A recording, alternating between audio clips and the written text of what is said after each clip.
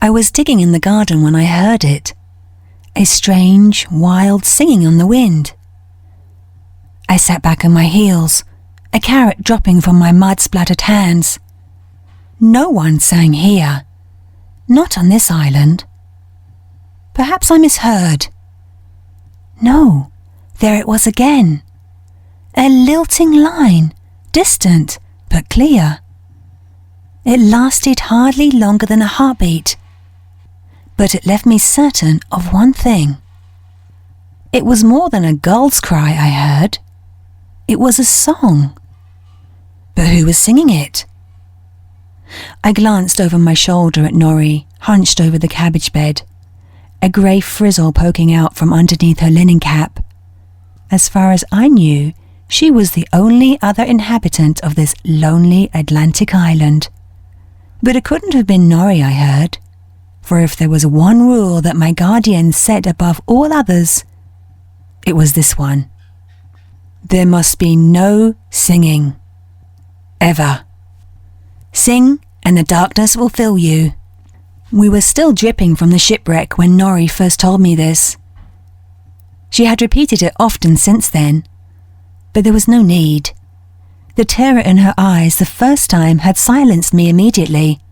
That and my own grief. So deep, I was drowning in it. The sea had taken my mother, and almost taken me.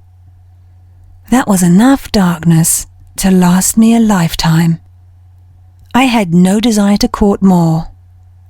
Not that I could recall very much about the shipwreck itself. Even the ship that carried us off from England 7 years ago had left no impression on me.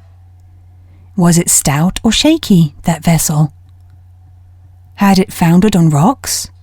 Had storms broken its masts? I didn't know. We had boarded that ship in 1660, when I had been 8 years of age. Surely 8 was old enough to remember. But my only recollections of that night came in broken fragments, slivers that were more sensations than sense.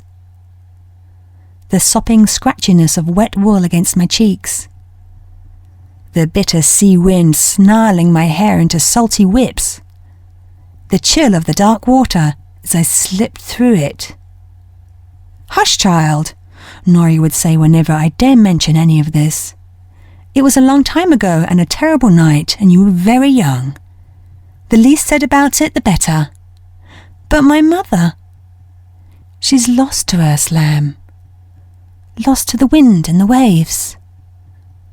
Norrie's face would always pucker in sadness as she said this, before her voice grew brisk. "It's just the two of us now, and we must make the best of it."